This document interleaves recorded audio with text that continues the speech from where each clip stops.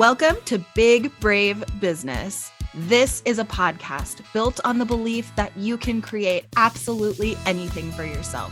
Whether it's a dream job or a dream life, it's all possible for you. I'm Amanda Nelson, a virtual assistant and digital marketer, and that's Sarah Heater, podcast producer and strategic consultant. Each week, we will share insights from working with dozens of clients, stories of how we got where we are, and encourage you to see us as your new business besties. So grab a cup of coffee and let's talk being brave in business. Welcome back to Big Brave Business. Woohoo! We are back. And I am so excited. How are you, Sarah? I'm good. We are in the middle of a day of recording several YouTube videos. And if you have not checked it out yet, if you didn't know, the content is different, YouTube versus podcast. Here, it is us. We are talking about business. And over there, we're introducing you to our entrepreneurial friends. And so you definitely have to go check out our YouTube channel. If you haven't, it's just at Big Brave Business on YouTube.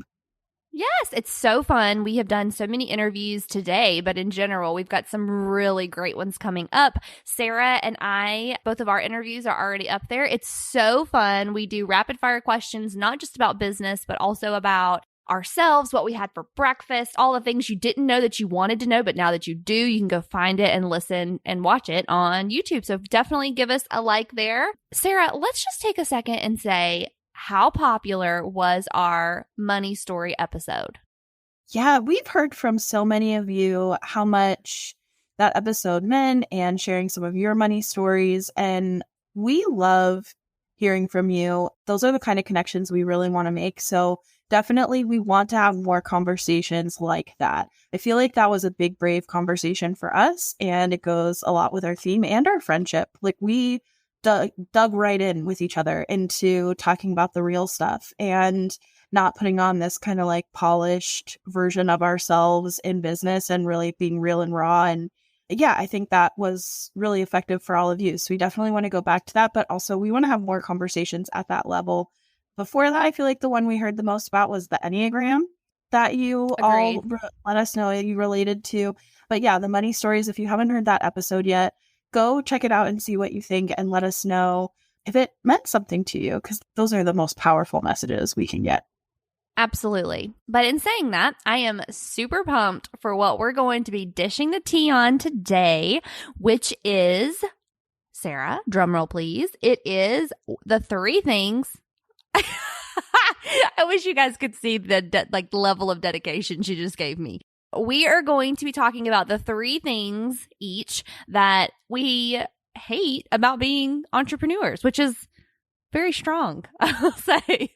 Yeah, this is going to be kind of funny because, first of all, we both love being entrepreneurs, and there's no question you'd have to pay us a hell of a lot of money to go back to a quote unquote real job or a corporate job or a 9-to-5 or however you want to put that, with really good benefits and so the list goes on and on. So we both love entrepreneurship so much, and I think we've made that very clear on this podcast. But Amanda has been telling me that she thinks I'm just a positive ray of sunshine, and when I complain, it takes her by surprise. But you guys don't know how good I am at bitching. I'm really, really good at complaining. Yes, and we're all going to collectively decide, is she really good at bitching? Because y'all know that I am. I have never seen Sarah bitch about anything, so we're going to find out together. So she's thinking this is hilarious, but we're going to find out together. So, Sarah, what is the one thing that you hate, which is a very strong word, about being an entrepreneur? One thing that I hate about being an entrepreneur is how often time zones come up. I hate time zones. I hate trying to calculate the time zone difference, and I hate that everyone else changes their clocks because in Arizona we do not. So it's a lot of meetings. It's a lot of Zoom, which that could probably also be one, except my Zoom meetings also make me happy. So, I am very grumpy when I have a day full of meetings, but I always am lit up when I'm done them. But the time zone calculation is just the bane of my existence. I really cannot stand trying to calculate time zone differences. And less like calendar functions that do it for you, except when they don't work and they malfunction, which is what happened with a live training I did last month, that like Zoom scheduled it correctly, but then the registration page misread it. And so it was all kinds of chaotic and stupid. Yeah, that's like probably the number one thing that I deal with that I hate in my day to day. I've never dealt with time zones so much in my life. Yeah, I feel that. I have clients that are in Israel and I have some clients that are in Italy, and it is incredibly hard to make it all make sense. Also, when you're managing social media channels for people that are international, to them, it's like, why haven't you posted anything? It's 7 p.m. here. And I'm like, girl, it's 8 a.m. here. Like, you gotta give me a minute. You know what I mean? Of course, the scheduler helps, but as we all know, social media But even that, when you schedule stuff, sometimes it's like, I don't know what time zone this is scheduling in. Is this scheduling in my time zone because I'm the one who's posting it? Is it scheduling related to like the address of the business based on when we set up the account? Like, it doesn't say time zone. It just says a time. That doesn't make sense. It's a different time everywhere. And I hate it. And it confuses me. And I am a really smart person. I think I can just go ahead and own that. I'm really smart. And I struggle with time zones, and it makes me feel like an idiot. I get it. I also hate time zones. I agree. So the one thing that I will say that I hate about being an entrepreneur is last night we went to see my stepdaughter's band concert, and my dad came down to go see the concert. It was great. And he asked me, he was like, now keep in mind, I have been doing my job for going on 2 years now. And he goes, so what do you do actually? Like what do you actually do? This is a conversation we have, I would say, probably every 3 to 4 months. Like, what do you actually do? And when I describe it to him, I try to keep it very generic. I've gotten it boiled down to just saying I do marketing work for small businesses, or I have my own marketing company, because he understands that. But I will say one of the hardest things is telling someone that you work from home, or that you have your own business, or that you work in entrepreneurship, or that you work with small businesses. A lot of people don't really know what that looks like. And I do empathize, because I am a visual person myself. I want to be able to say like, okay, that's what this looks like. And so one of the hardest things is also when you're really proud of what you've created, like your small business, you're really proud of it. It's also really hard to share that you're excited and you're proud of it when people don't even understand it. They really don't. So that would be my number one thing, is just like the inability to describe what I do is so hard. And it's not that my job is so elite and awesome and whatever. It's just not a lot of people do it. So it's really hard to describe. Yeah, and I think especially to people of other generations. I mean, it's true for anybody who doesn't have entrepreneurial experience or interest, but it's especially hard for people of a different generation, because it's like a whole different way of thinking to run a business online. I think it would be easier, like you have experience with your furniture painting store and stuff, like in the past, like if you were starting a clothing store, that people would have an easier time understanding that as entrepreneurship, but starting a business online is confusing for people. It's like, what does that even mean? Yeah, the generational thing cannot be understated. It is definitely, it's definitely a hindrance. So what about you? What's your second thing? My second thing is I have to confess, I am having trouble with this because I really love my job.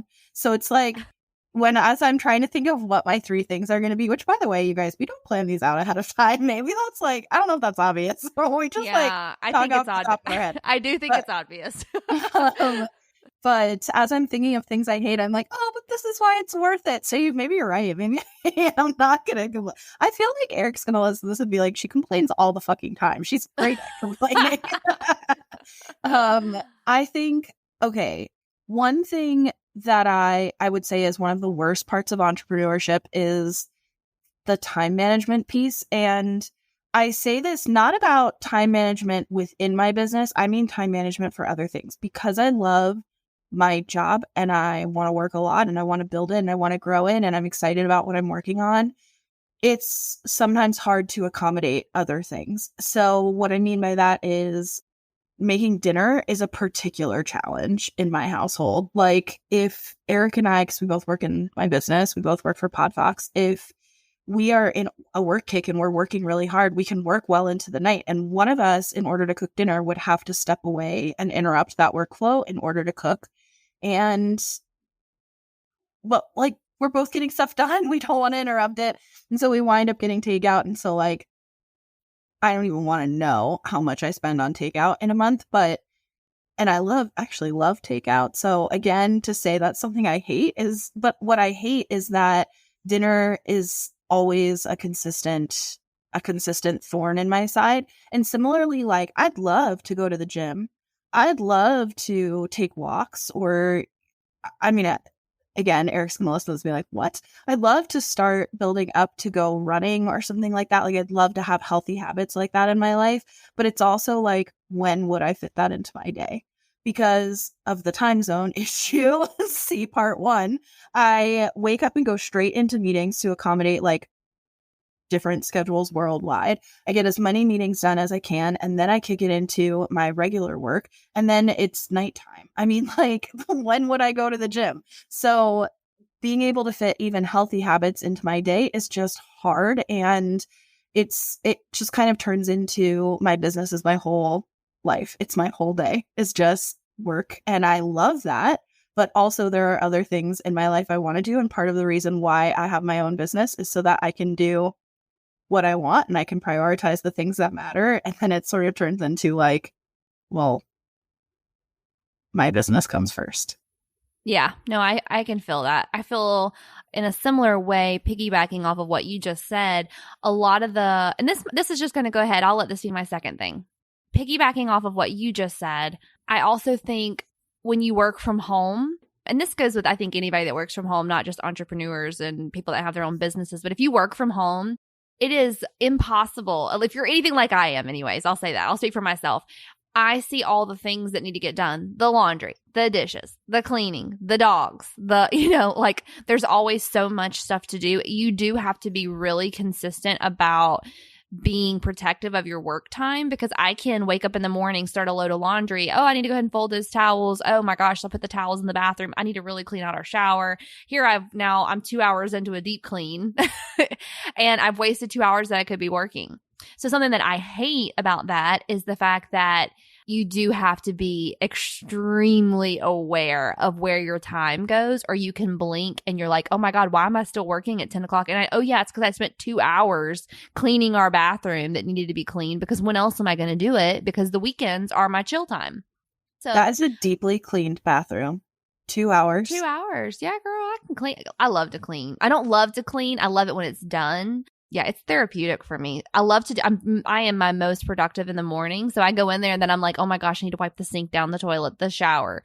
And then I'm like, oh, I really should put new towels in here. And then I'm going to like wash. It's like an endless cycle for me. I always have my mind running 90 miles an hour of all the things that I need to get done in my house. And so when I need to sit down and do work, it's like a chore almost.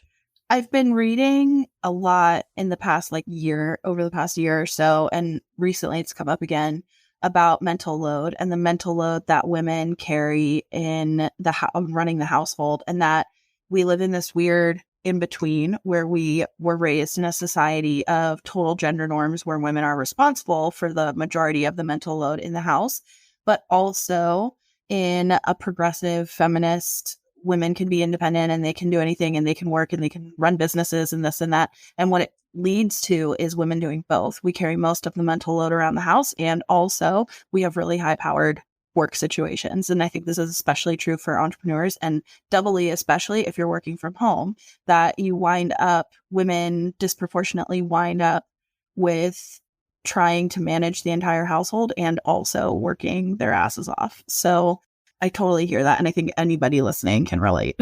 Yeah, absolutely. I was listening to a podcast a couple of months ago, and it was it was an interview that somebody was doing, and I wish I could recall what it was. It's been a couple of weeks, but it was an interview with someone who does as a divorce attorney. And they asked, like, what is the consistent thread that you see? Like, is it more second marriages, first marriages? And he said, no, he said it's neither. He said the first or second marriages, third marriages, all that is just kind of irrelevant. But what I'm seeing most than anything is that women are making a lot of money. They've got very proud careers. They are also running households, and they're also required to be a partner to someone else, obviously, and they're doing everything, and the men aren't carrying their load. And so you have a lot of people who, then there's a new term that's like on the rise, which is single working wives. Single working wives. So it's like you're doing it all by yourself. You are the financial, like you bring in the money, but you're also required to be the wife, which in our traditional society tells us you've got to do the dishes. You've got to be the one that cooks dinner. You have to literally do it all.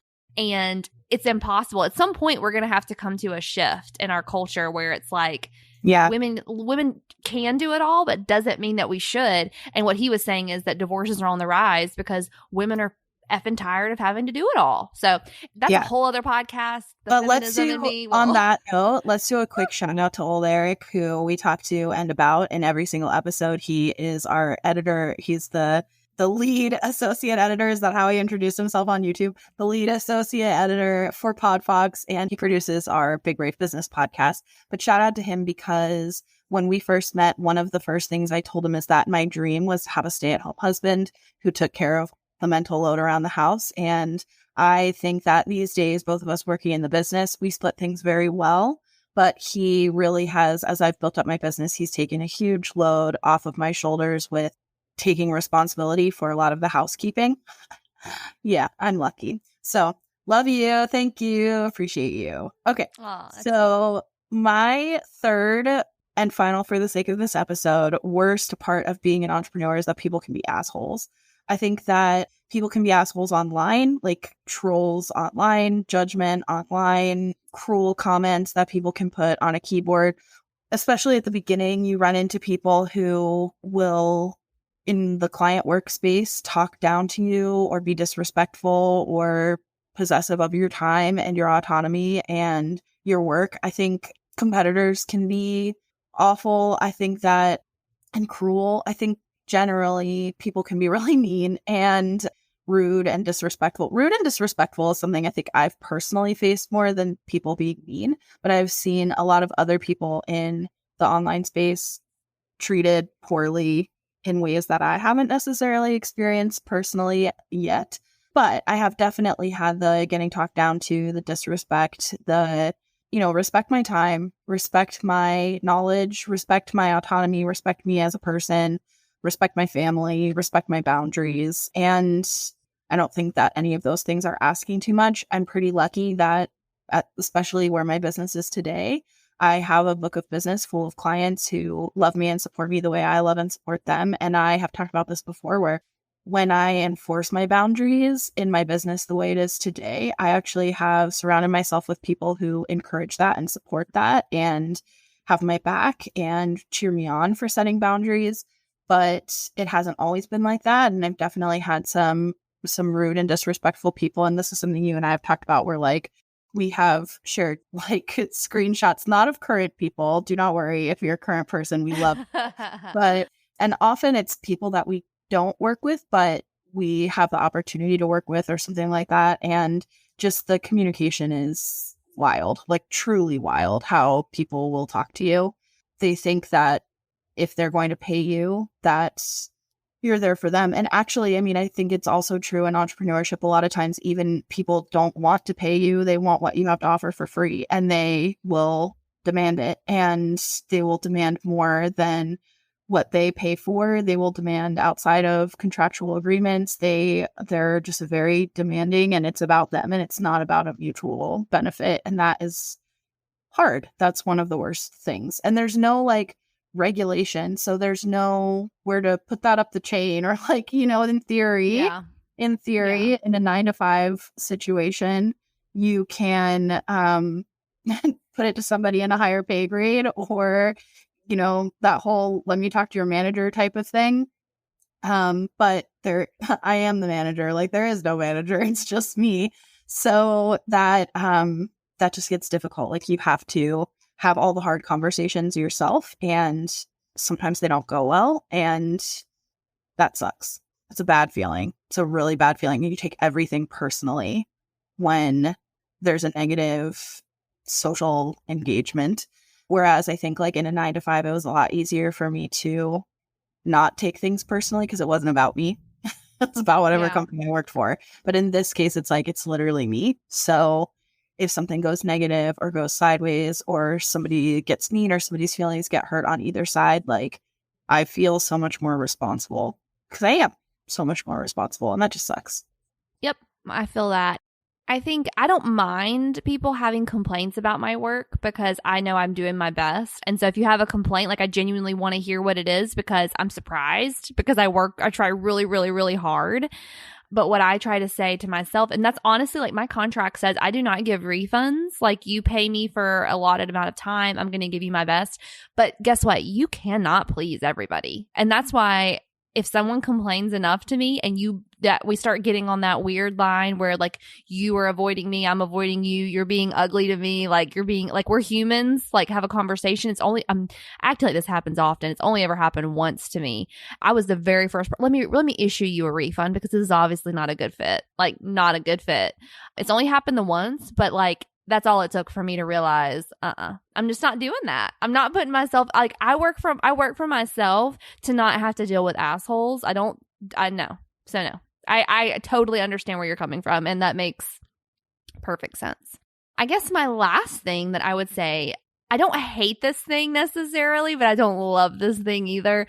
I don't think people realize when they go into business for themselves, you have to work on yourself constantly because you're not only like the service provider, but you're also like, you have to know things that you didn't go in knowing when you own your own business. You have to constantly educate yourself to know what stuff, like I don't know half the stuff that I know now about how to run a business. I had no idea existed. I had no idea how to set up an LLC. I had no idea like how do you pay taxes if you are a service provider? Like what does that even look like? But more than all of that is the inner work you have to do of like bettering your communication styles, becoming a better interviewer, a better interviewee. Like I interview clients just as much as they interview me. I have to know, am I asking the right questions? You know, you constantly have to be working on your time management, your overall skills, where I feel like in corporate, you have the luxury of working on autopilot. Yeah. Until someone comes to you and is like, hey, I think you could do this better. And then you're like, oh shit, well, I got caught. I better work on this, you know? But when you work for your own business and you work for yourself and you are the employee, you are the person, you really do have to be that encouragement to like keep yourself going. And some days it's fucking hard, Sarah. Some days I don't want to do that. There are a lot of days that I'm like, yeah, there are no autopilot days. There is no autopilot. Yeah, there are no days where you can just kind of phone it in. And like on days that I like have a quote unquote easier load, or it's just quiet, or people are on vacation or whatever, and I'm getting to work just by myself, it's still like I have major guilt on quote unquote easier days, on quote unquote lighter days. But for the most part, you are it. So the success of your business is completely on your shoulders. Are you working harder to better all the skills that you have attained constantly? And not only that, but the industry is constantly changing. The clients are constantly changing. The niches are constantly changing. And you're constantly having to educate yourself.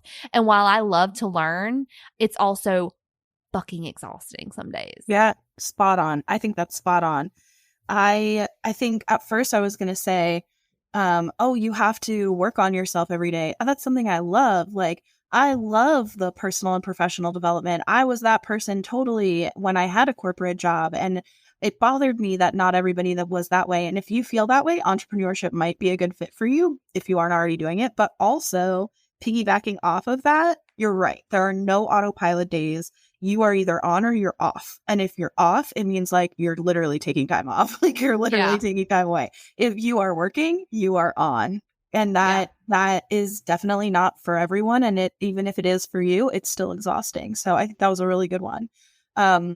Well, let us know how you think I did at complaining. Actually, I don't know. I don't think this is my strongest show for being a good complainer, but I'll keep trying. I'll keep trying to show up to the podcast as my full complainy self, because I promise I do complain. But yeah, thank you for listening. Make sure you go check out the YouTube channel if you haven't already. We are, as we said, over on YouTube on Wednesdays at Big Brave Business. And then, as you hopefully know, we release new podcast episodes every Tuesday. Make sure you subscribe. And if you like the podcast, please leave a review. It helps other people find the show and engage with us. And also it makes us feel good. So please leave us a review if you like us. Follow us over on Instagram at Big Brave Business. And she is at Amanda Nelson Reads. I'm at Sarah K. Heater.